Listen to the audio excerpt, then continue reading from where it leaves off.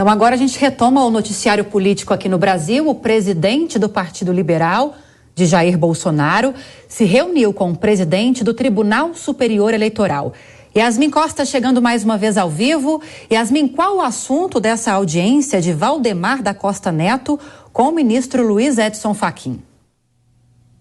Pois é, Lívia, essa reunião entre Valdemar Costa Neto e também Edson Fachin foi uma tentativa, segundo a gente apurou com algumas pessoas que estiveram nessa reunião e também trabalharam na articulação para que essa reunião acontecesse, foi uma tentativa de Valdemar da Costa Neto levar para Fachin a vontade que ele tem como presidente do PL de distensionar a relação do Palácio do Planalto com o Poder Judiciário, principalmente o TSE e também o Supremo Tribunal Federal. Inclusive, essa foi uma reunião a pedido do próprio Valdemar da Costa Neto, que inclusive ele demonstrou lá durante a reunião para o presidente Edson Fachin que é contra as falas do presidente Jair Bolsonaro a respeito das urnas eletrônicas.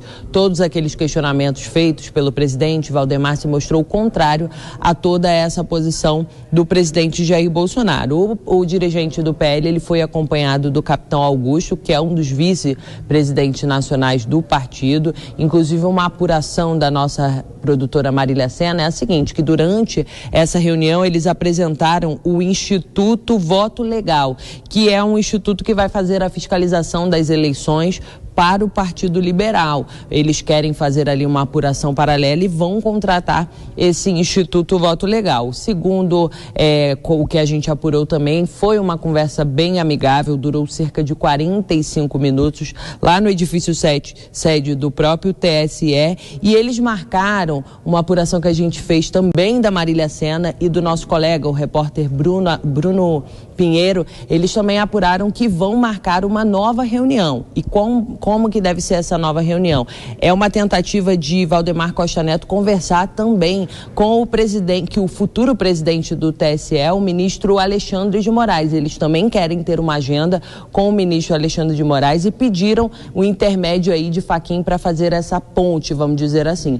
Outra reunião que já ficou marcada para segunda-feira é uma reunião dos representantes técnicos do Instituto Voto Legal com o próprio presidente do TSE, para ele conhecer um pouco melhor como é o trabalho desse instituto. A gente vai seguir acompanhando como vai ser o desenrolar dessas reuniões e qualquer novidade a gente traz por aqui.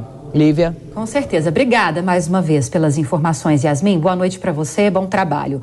Constantino, quero repercutir com você essa reunião entre Luiz Edson Fachin, presidente do TSE, e também com o presidente do PL, partido do presidente Jair Bolsonaro, Valdemar da Costa Neto.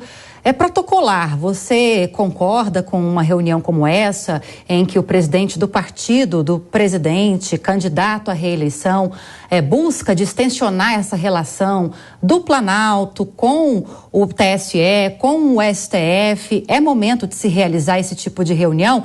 E como a Yasmin destacou, o próprio Valdemar da Costa Neto disse ser contra críticas mais contundentes do presidente ao sistema eleitoral brasileiro. Fez bem Valdemar da Costa Neto, na sua visão?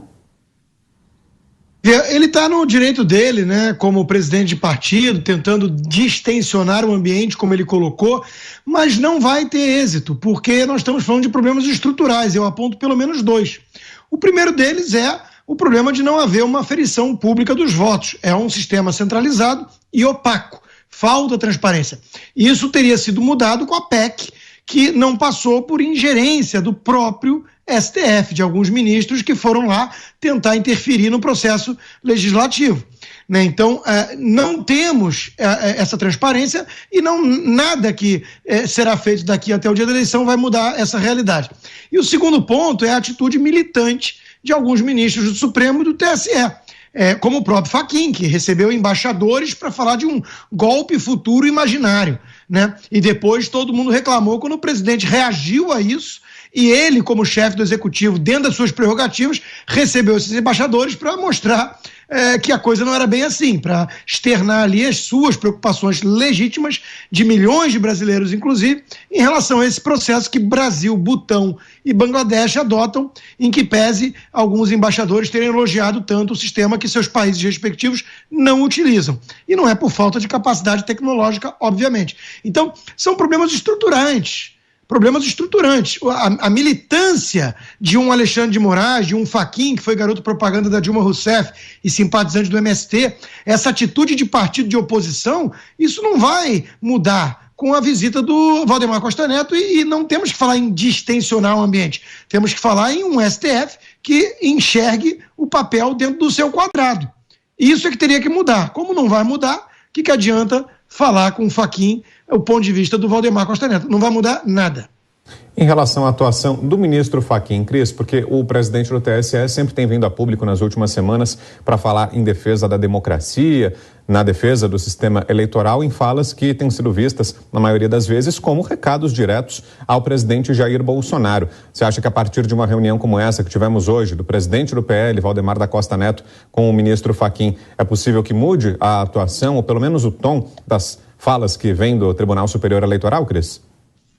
Não acredito, Vitor, não acredito mais nenhuma tentativa democrática saindo da nossa Corte Superior Eleitoral. Eles vêm com esses discursinhos de eleições para forças desarmadas, negacionismo eleitoral, terrorismo verbal. Eles atacam a democracia dia após dia e não permitem que milhões de brasileiros legitimamente tragam questionamentos. Todo o poder emana do povo, vamos lembrar isso sempre. Por que o povo, que é quem é o legítimo detentor do poder, não pode agora questionar? É estranho isso, é muito estranho esse conceito de democracia que está impregnado na cabeça desses ministros e sendo impregnado em população distraída, que fica embarcando, aí pega a notícia pela metade e fica embarcando nessa militância, nesse ativismo judicial. Eu queria lembrar, o Constantino falou aqui que Fachin fez campanha para Dilma Rousseff, fez aqui no auditório da reitoria da Universidade Federal em Curitiba, isso lá em 2014, e ele foi advogado do MST. Ele não é só um simpatizante, ele advogava para o MST. Então, veja, a gente tem nas nossas cortes superiores ex-advogado do MST, ex-advogado do PT, a gente tem o vizinho da dona Marisa Letícia, lá o filho da amiga da dona Marisa Letícia, o Lewandowski, que só virou ministro porque as duas comadres ali conversaram e a Marisa Letícia sugeriu esse nome para o então presidente Lula. Então, olha o nível da nossa Corte Superior, que são os que comandam o sistema eleitoral também. Eu não vejo como distensionar isso também quando ele acaba de receber um grupo de advogados do famoso Prerrogativas, que tem representantes ali que pregam não criminalizar o bandido depois que o crime já aconteceu, porque afinal de contas o crime já aconteceu. Então, que advogados são esses para merecerem atenção especial do presidente de uma corte eleitoral? É tudo muito estranho o que está acontecendo no Brasil, e mais estranho ainda é uma parte da mídia que deveria ser o farol da exigência de fiscalização, da exigência de transparência, embarcar nessa onda e nesse discurso de que a democracia é isso que eles fazem e a antidemocracia é o que nós, questionadores, trazemos aqui para o debate.